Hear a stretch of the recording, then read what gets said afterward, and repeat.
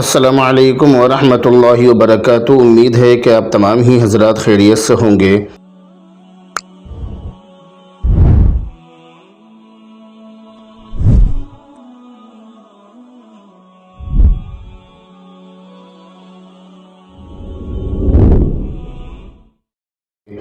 Friday comment box کا ایک نیا ایپیسوڈ لے کر اتر پردیش کے ضلع ہاپوڑ سے میں مفتی خالد قاسمی آپ تمام ہی حضرات کی خدمت میں حاضر ہوں اور آپ کے ضروری سوالوں کا جواب دینے جا رہا ہوں۔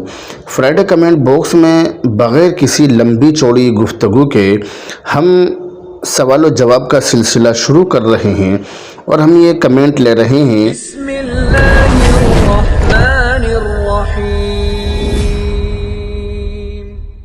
محمد جاوید کی طرف سے کہہ رہے ہیں کہ مجھے پیشاب کا قطرہ نکل جاتا ہے تو میں نے پینٹ سے اوپر سے دھو لیا، کیا وہ پینٹ پھر بھی ناپاک ہے؟ اور جو چیز ٹچ ہوئی کیا وہ بھی ناپاک ہے؟ جس شخص کو پیشاب کے قطرے آتے ہوں، چاہے پیشاب کرنے سے پہلے ہوں یا پیشاب کرنے کے بعد ہوں، یہ پیشاب کی بیماری تصور کی جاتی ہے، لیکن یہ شخص شرعاً معذور اس وقت شمار ہوگا جبکہ ایک مرتبہ فرض نماز پڑھنے کا وقت بھی اس عذر کے بغیر نہ گزرے۔ چنانچہ اگر یہ قطرے اس تسلسل سے یعنی اتنی زیادہ لگاتار آ رہے ہیں کہ درمیان میں اتنا وقفہ بھی نہیں ملتا کہ ایک وقت کی فرض نماز ادا کر سکیں، تو اس صورت میں وہ شخص معذور لوگوں میں شامل ہے۔ جو لوگ معذور ہوتے ہیں ان لوگوں کا شرعی حکم یہ ہے کہ ہر فرض نماز کے وقت میں وہ لوگ وضو کر لیا کریں اور پھر اس وضو سے اس ایک وقت میں جتنے چاہیں فرائض اور نوافل ادا کریں اور تلاوت قرآن کریم بھی کریں۔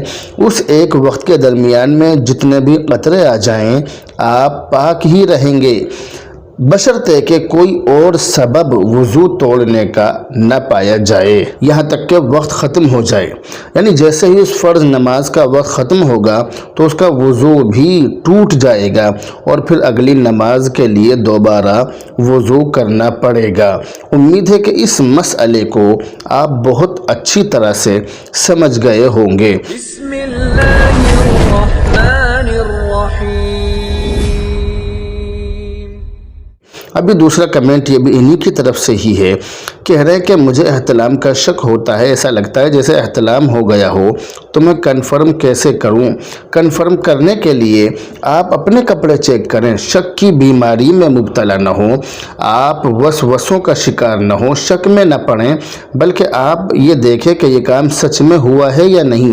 اگر سچ میں آپ کے کپڑے خراب ہو گئے ہیں تو آپ ناپاک شمار کیے جائیں گے، ناپاک تصور کیے جائیں گے، اور اگر آپ کے کپڑے سچ میں گندے نہ ہوئے ہوں، سچ میں خراب نہ ہوئے ہوں، تو پھر آپ ناپاک تصور نہیں کیے جائیں گے۔ صرف شک کی وجہ سے یہ سمجھ لینا کہ میں ناپاک ہو گیا جبکہ کوئی نشان کسی طرح کا کوئی اثر وہاں پر نہ پایا جائے کپڑوں پر یا بدن پر، تو ایسی صورت میں آپ ناپاک تصور نہیں کیے جائیں گے، بلکہ ایسی صورت میں آپ وہمی تصور کیے جائیں گے۔ یعنی یہ کہا جائے گا کہ آپ وہم کی اور وسوسے کی بیماری کا شکار ہیں، گندے خیالات کا آپ شکار ہیں۔ آپ اس کا علاج کریں اور اس کا علاج یہ ہے کہ استغفار کی کثرت کریں، گناہوں سے بچیں۔ بسم اللہ الرحمن الرحیم۔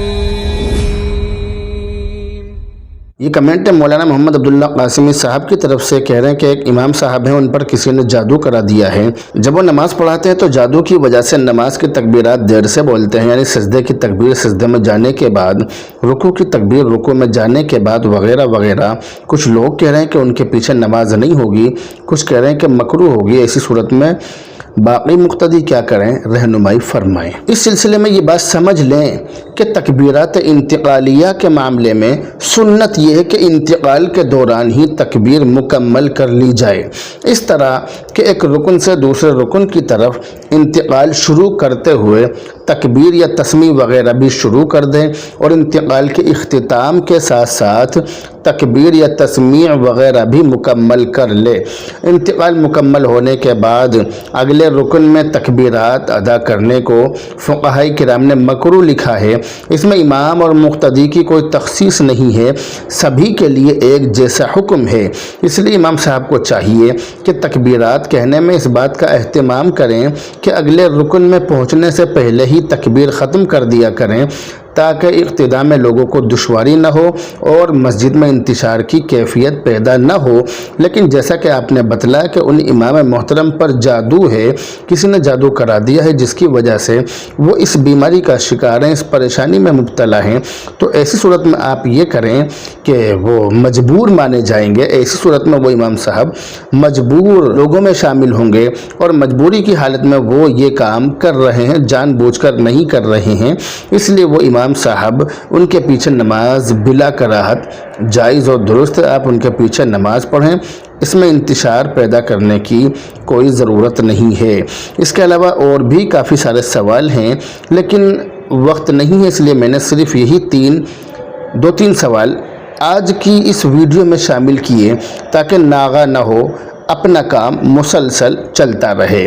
बहरहाल अब आपसे रुखसत होते हैं, दुआ में याद रखें। अस्सलामु अलैकुम वरहमतुल्लाहि वबरकातुहू। मुफ्ती खालिद कासमी के चैनल को सब्सक्राइब करें, वीडियो को लाइक शेयर करें। शुक्रिया। Subscribe to Mufti Khalid Qasmi and like share the video.